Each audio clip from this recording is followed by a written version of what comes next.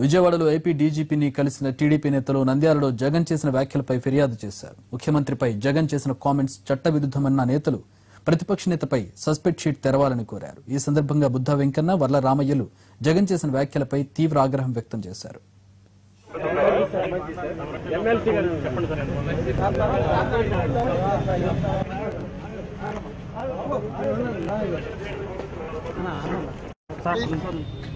Shri YS Jaganmohan Reddy ఘనత వహించిన మన రాష్ట్ర ప్రతిపక్ష నాయకుడు, ఒక అరాచక శక్తి, ఒక అవినీతి పరుడు, 11 కేసుల్లో ఛార్జ్షీట్లు ఎదుర్కొంటున్న వ్యక్తి, 5 కేసులు ఎన్ఫోర్స్మెంట్ డైరెక్టరేట్తో ఛార్జ్షీట్లు వేయించుకున్న వ్యక్తి, 43,000 కోట్ల రూపాయలు తండ్రి ముఖ్యమంత్రిత్వాన్ని అడ్డుపెట్టుకుని ప్రజాధనాన్ని దోచుకున్నాడన్న పేరు తెచ్చుకున్న వ్యక్తి ఈ రోజున నోటికొచ్చినట్లుగా మాట్లాడుతున్నాడు.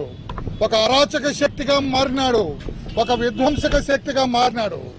అతన్ని కంట్రోల్ చేయమని అడగటం కోసం ఈ రోజున మా తెలుగుదేశం పార్టీ నాయకులందరం కూడా విజయవాడలో director general of police Shri Nanduri Sambasivarao గారిని కలిసాం. మేము, అయ్యా జగన్మోహన్ రెడ్డిని కంట్రోల్ చేయండి, అతని మీద హిస్టరీ షీట్ ఓపెన్ చేయండి, సస్పెక్ట్ షీట్ ఓపెన్ చేయండి అని ఆయన అడగటం జరిగింది.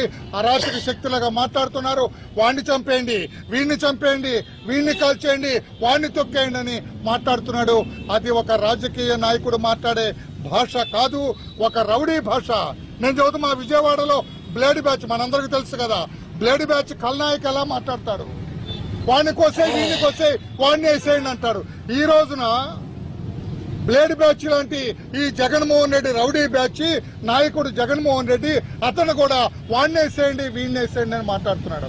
అందుకని అతని మూమెంట్స్ మీద, అతని ప్రతి కదలిక మీద వాచ్ పెట్టమని డీజీ గారిని కోరటం జరిగింది.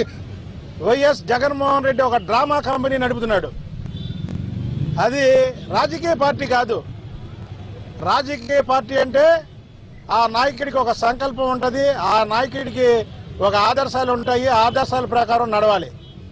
కానీ ఒక డైరెక్టర్ని పెట్టుకొని పరాయి రాష్ట్ర ప్రశాంత్ కిషోర్ దర్శకత్వంలో ఒక డ్రామా కంపెనీ ఏదైతే నంద్యాల ఉప ఎన్నిక బహిరంగ సభలో మాట్లాడాడో, జగన్మోహన్ రెడ్డి అండ్ కో అంతా డ్రామా ఆర్టిస్టులే.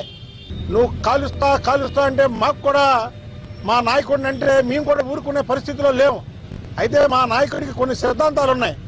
ఆ సిద్ధాంతాలకు కట్టుబడి మేము ఇవాళ రామయ్య గారి నాయకత్వంలో డీజీపీ గారికి నీ మీద సస్పెక్ట్ షీట్ పెట్టమని వచ్చాం. కానీ మాకేం చేతకా కాదు, నువ్వు కాలుస్తామని ఏ డైలాగులు వాడితే దీనికి మూల్యం చెల్లించే రోజు ముందే ఉంటది. ఇలాంటి పనికి మాలిన ప్రతిపక్ష నాయకుడు ఈ రాష్ట్రంలో ఉండటం అందరూ కూడా బాధపడేటటువంటి విషయం. ఈ రోజున ఆ ప్రతిపక్ష నాయకుడికి ఒక పద్ధతి గాని, ఆయన రాజకీయ నాయకుడు, రాజకీయాలకి కొన్ని విలువలు ఉన్నాయనేటటువంటి విషయాన్ని గాని గ్రహించినటువంటి నాయకుడు ఈ రాష్ట్రానికి ప్రతిపక్ష నాయకుడిగా ఉన్నాడు. ఒకటే తెలియజేస్తా ఉన్నాం, రాజకీయాలను గౌరవిస్తాం, చట్టాలను గౌరవిస్తాం.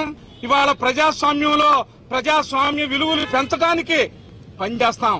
ఆ రోజున నందమూరి తారక రామారావు గారి దగ్గర నుంచి ఈనాడు నారా చంద్రబాబు నాయుడు గారి వరకు ఎక్కడా కూడా ప్రజాస్వామ్య విలువల్ని కాపాడకుండా లేనటువంటి పరిస్థితి లేదు. కానీ ఈ జగన్మోహన్ రెడ్డి అడుగడుగున ఇష్టానుసారం మాట్లాడుతున్నాడు. ఇవాళ చంద్రబాబు నాయుడు గారిని కాల్చాలంటే ఆయన ఏం తప్పు చేశాడని చెప్పి నువ్వు ఈ పదాన్ని ప్రయోగించావు. దయచేసి రాజకీయ విలువలని కాపాడాల్సిన బాధ్యత రాజకీయాల్లో ఉన్నటువంటి ప్రతి వ్యక్తి మీద ఉంది. ప్రతిపక్ష నాయకుడిగా నీ మీద ఎక్కువ ఉంది. అది గమనించకపోతే ఈ ప్రజాస్వామ్య వ్యవస్థలో మట్టి కొట్టుకుపోతామని చెప్పి